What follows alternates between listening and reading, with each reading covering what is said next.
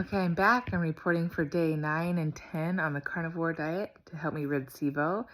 And yeah, same story. I'm feeling pretty good, less bloated for sure.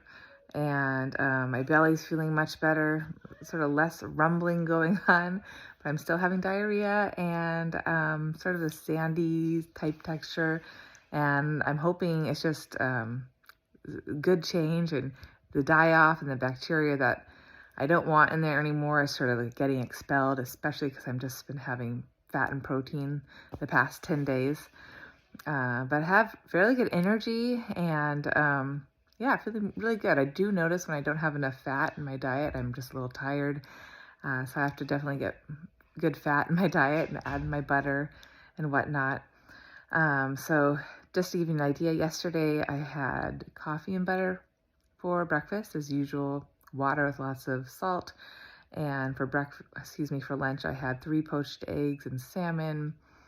And for dinner yesterday, I had ribeye steak, which was always delicious. I probably almost had 2 steaks. I was so hungry.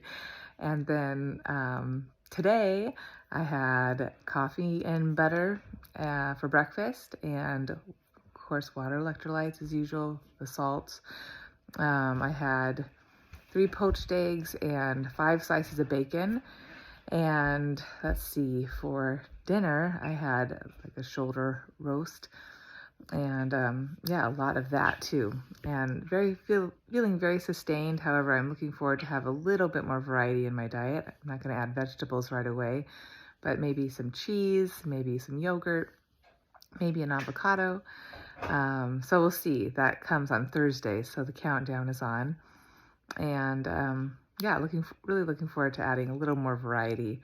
I think would be nice for me, but still watching the sugars and the carbohydrates, of course. And the one tidbit I would like to share today is on something that really helped me, and those are coffee enemas. And yes, I know there's a lot of different opinions about those.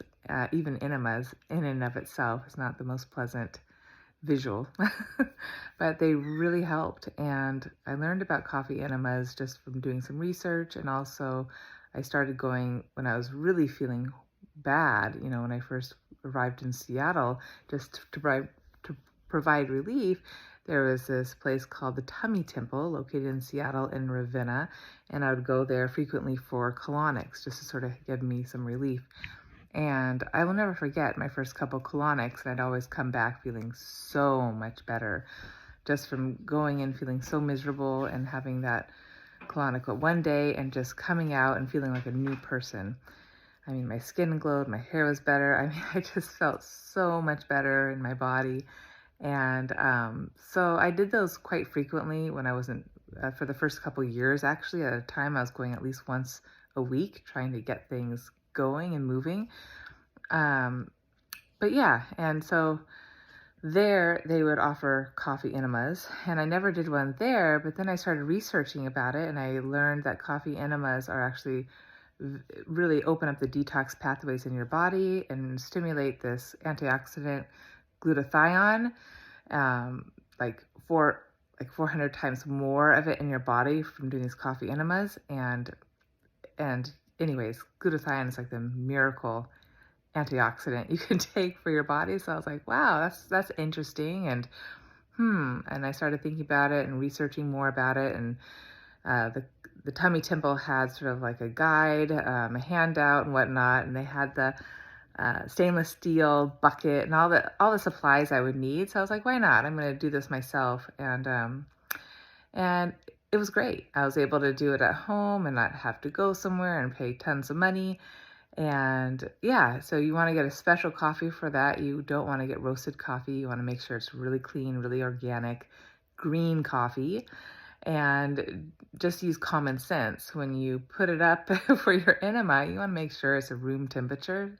So sometimes I would brew my coffee, you boil it in the water, and I like to use filtered water the night before, and then I'd put it in the refrigerator, and then I would bring it out of the refrigerator and get to room temperature before I would actually use it. You don't want to put hot coffee or even cold coffee inside you.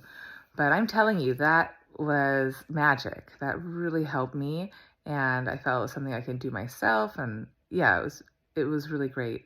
And so I did those. Gosh, I did a coffee enema once every day. I'm not kidding you, for a whole year. And that year, I feel like it just healed me on another level.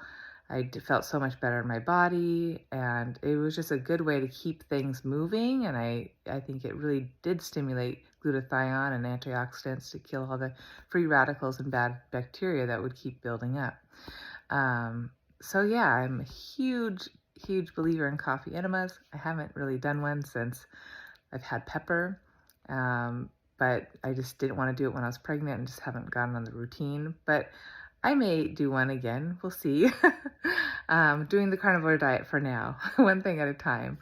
So anyways, if you're struggling out there and want to learn more about coffee enemas, check out the Tummy Temple in Seattle, or just, touch base with me. I'd be happy to share more of my experience.